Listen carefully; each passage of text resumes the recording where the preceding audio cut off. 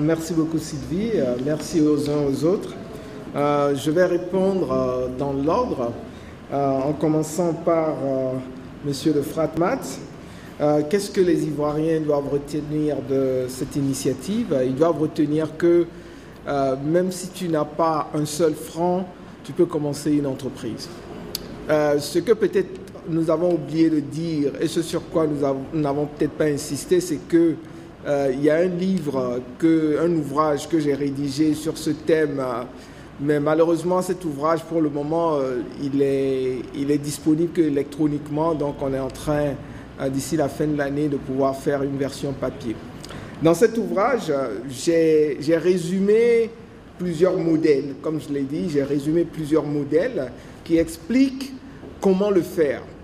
Encore une fois, ce qui est important, parce que ça répond en même temps à aux autres questions, ce qui est important, c'est qu'il faut comprendre la définition de EZF. Nous ne disons pas que vous n'aurez jamais besoin de capital. Nous ne disons pas cela. Nous disons que vous pouvez commencer sans capital. Et nous donnons 3 définitions au thème EZF. Comme je l'avais dit peut-être brièvement dans mon exposé, la première définition de EZF, c'est quelqu'un qui commence à 0 francs. Et je vais vous l'expliquer, ou à un capital très très infime. Deuxième définition, c'est quelqu'un qui commence et qui a du capital, mais qui n'a pas recours à un financement extérieur. OK ? Et la troisième définition, parce que nous avons été obligés de le définir pour pouvoir le breveter, et la troisième définition, c'est quelqu'un qui commence avec un investissement qui est de moins de 30% de l'investissement requis pour ce genre d'activité. Donc si par exemple un restaurant, ça commence avec 1 million et que vous arrivez à commencer avec 300 000, on dit vous êtes un EZF. Dans l'ouvrage que j'ai écrit, et les expériences que nous avons faites, j'ai parlé par exemple d'une jeune dame qui a commencé à faire du savon, les savons noirs là, et elle a commencé à en faire localement chez elle à la maison. Elle a commencé ensuite à vendre ça de bureau en bureau et tout, et aujourd'hui elle emploie une vingtaine de personnes. J'ai parlé par exemple du modèle des tireurs de chaussures. Au départ, aujourd'hui on va au plateau, mais au départ c'était des jeunes Ghanéens qui venaient faire cirer des chaussures. Ils arrivaient juste avec une seule boîte de cirage. Une seule boîte de cirage. Et après 6 mois, le gars, il avait jusqu'à 200 000 francs sur lui. Généralement, il n'avait pas de compte bancaire. Et il gérait, il amenait ses cousins, etc. Et il gérait au moins une dizaine d'autres personnes. Donc, au fait, ce sont des systèmes comme ça que nous avons étudiés et que nous essayons de dire qu'on peut le faire. Et encore une fois, comme l'a démontré Désiré Assipo, le directeur général, il a montré que même au-delà de la Côte d'Ivoire, on a eu des gens, Bill Gates, il a démarré à peine avec $100 en poche dans son garage. Est-ce que vous voyez? Donc, ce que nous faisons, c'est que nous enseignons toutes ces techniques aux jeunes, et nous leur disons, ne vous conditionnez pas par le capital, pour vous dire, je n'ai pas les sous, donc je ne peux rien faire. Il faut, et notre objectif, c'est pour ça la sensibilisation est importante dans notre démarche, il faut vous libérer de cette barrière de se dire, si je n'ai rien, je ne peux rien faire. Et je vais vous donner un autre exemple pour terminer, pour fermer ce chapitre. Aux États-Unis, j'ai un ami que j'appelle le premier EZF pour moi, hein, il y en a d'autres. Le plus grand EZF américain pour moi. Qu'est-ce que le gars a fait?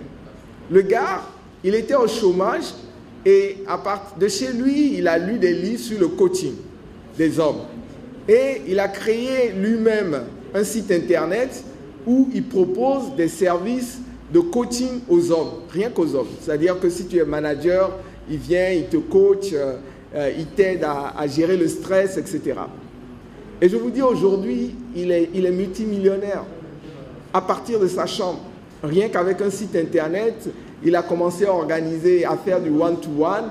Ensuite, il a commencé à louer des petites salles d'hôtel, à faire des séances payantes à 100 €. et quand il a eu du succès aujourd'hui, le dernier truc qu'il a fait à Vegas, c'était 1 000 € l'entrée. Donc, c'est ce que nous disons.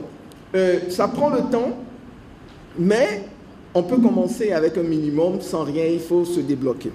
Maintenant, la question sur la démarche auprès du gouvernement, soyez-en certains, nous avons contacté les institutions. Mais je suis peiné de dire que dans la réalité, les réactions n'ont pas donné du répondant. C'est pour ça que je salue le représentant du Premier ministre Aoussou ici, qui est le président de la RDCI, et qui ont été parmi les peu de personnes qui ont, dès qu'on en a parlé, ils ont perçu l'intérêt et puis ils ont dit mais on vous accompagne, c'est une idée formidable, c'est quelque chose que vous avez expérimenté, qu'il faut vulgariser en Côte d'Ivoire et en Afrique. Et comme je l'ai dit dans mon exposé aussi, ce dont nous faisons la promotion, c'est de créer les multinationales africano-africaine. Et l'exemple que j'ai donné, c'est quoi? C'est qu'on essaie de dire qu'il faut arrêter de penser que le jeune Ivoirien, il fait son truc, il s'arrête ici. C'est pour ça que nous démarrons d'ici la fin de l'année au Ghana, au Nigeria, dans les pays anglophones, pour se dire que matcher, et on a déjà des gens sur place, matcher le jeune Nigérian qui est dans un domaine avec le jeune Ivoirien pour permettre l'accès au marché. Parce que l'accès au marché, quand on veut rentrer par le haut, on sait tout ce qui s'est passé ici, dans ce pays, avec le problème d'huile d'arachide, avec le Sénégal, etc. Vous imaginez qu'on aurait eu le même problème s'il y avait une entreprise à la fois à la tête, 50% du capital, un Ivoirien, et puis 50% du capital, un Sénégalais. Ils auraient eu accès aux deux marchés. Ça n'aurait même pas apparu dans les journaux. Donc, ce que nous disons, c'est que, et regardez l'exemple merveilleux d'EcoBank.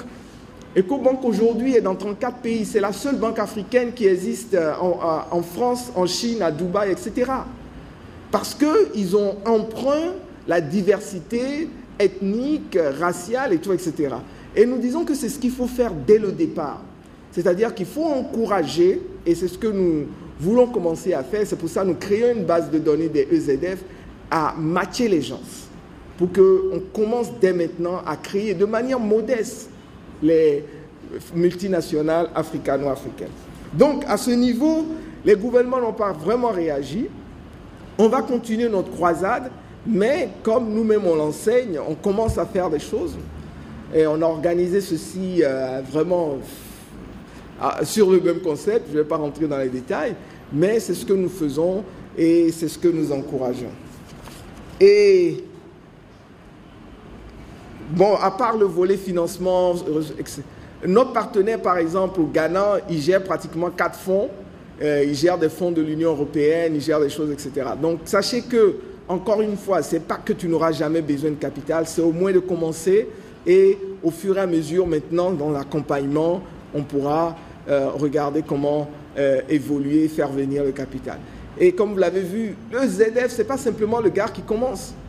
Moi, j'avais commencé mon entreprise, il y a eu la crise, j'employais près de 200 personnes, j'ai créé plusieurs entreprises. Mais arrivé au moment où tu peux créer une entreprise et tu peux tomber. On l'a vu dans ce pays, il y a eu des gens qui sont tombés, tu retournes à zéro.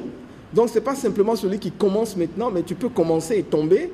Et ce concept aussi est là pour t'aider.